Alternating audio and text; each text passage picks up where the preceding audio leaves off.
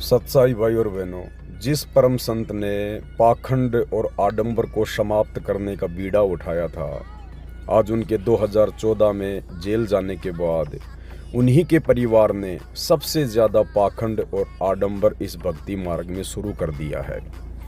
भाई और बहनों, आपने शुरुआत में वीडियो देखा तो आपको लगा कि ये ज़रूर कोई मैरिज गार्डन है, ज़रूर कोई शादी विवाह का यहाँ पर प्रोग्राम हो रहा है।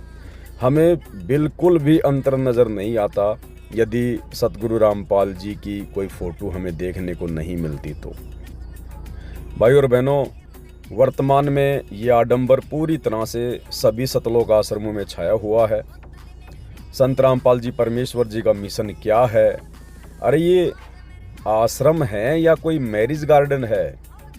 इस प्रकार की सजावट, डेकोरेशन आश्रमों में भला किस काम की? ये तो शादी विवाह के पंडाल में होती है, मनोरंजन की जगहों पे होती है, मन बहलाने की जगहों पे होती है।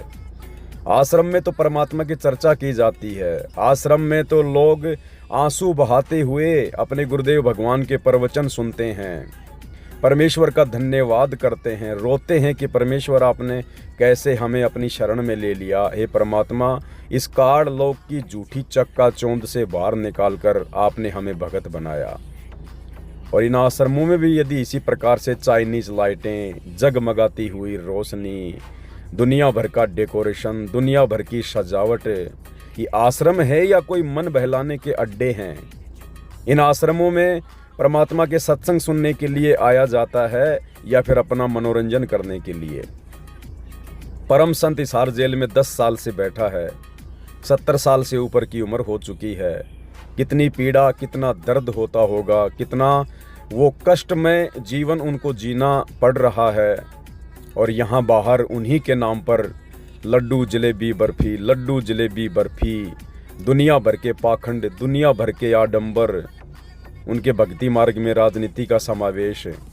भाई और बहनों, पूरी तरह से काल का प्रभाव वर्तमान में सतगुरु रामपाल जी परमेश्वर जी की सतलोक आश्रमों से जुड़ी हुई 90% संगत पर हो चुका है। ये आश्रम नहीं बल्कि ये मनोरंजन के साधन है। और भाई और बहनों, मैं दावे के साथ में कह सकता हूँ, यदि यहाँ पर एक बड़ा सा डीजे और लगा दिया जाता और फिल्मी गाने चला दिए जाते तो सैकड़ों की संख्या में युवा लड़के और लड़कियाँ जो भगत हैं वो यहाँ पर उछल कूद करने लग जाते, क्योंकि ज्ञान आधार तो किसी भगत को है ही नहीं। संत रामपाल जी के ज्ञान को समझकर तो कोई इन आश्रमों से जुड़ी ही नहीं रहा है। सिर्फ देखा देखी में भूत भगाने वाले सिर्फ इस प्रकार के भाई बहन जुड़ रहे हैं। अब बताइए, ये दुनिया भर का जो डेकोरेशन कर दिया गया है, लाखों रुपयों का डेकोरेशन जो कर दिया गया है, क्या ये भगत समाज के दान की बर्बादी नहीं है? क्या बिना इन चाइनीज लाइटों के, क्या बिना इस प्रकार की चक्का-चौंध के बैठकर आश्रम में सत्संग नहीं सुने जा सकते? ये टोटल बकवाद है, काल की बकवास है। भगत समाज के दान धर्म का पैसा यहाँ पर काल के द्वारा इन बकवादों में बर्बाद करवाया जा रहा है ताकि सबके कर्म फूटें। तो भाई और बहनों, शुक्र मनाओ गुरुदेव भगवान का, जिन्होंने आप और हम चंद आत्माओं को साध संगति से जोड़ दिया। परमेश्वर ने हमारे आचार विचार व्यवहार में इस कदर बदलाव कर दिया जो हम सोच भी नहीं सकते थे। आज सतलोक आश्रम मैनेजमेंट हरियाणा वालों को यदि हम सत्सेवक भाई बहन अपने से तुलना करें तो भाई और बहनों, आज ये लोग हमारे आसपास भी भक्ति मार्ग में नहीं टिकते हैं। तो गुरुदेव भगवान का बारंबार धन्यवाद करें। और जितने भी भाई बहन हैं, सबसे प्रार्थना है, समय रहते साध संगति के वीडियो देखना शुरू कर दें, अन्यथा आने वाला समय इतना भयानक है।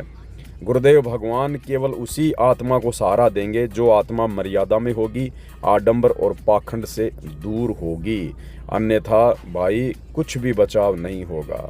सत साहेब।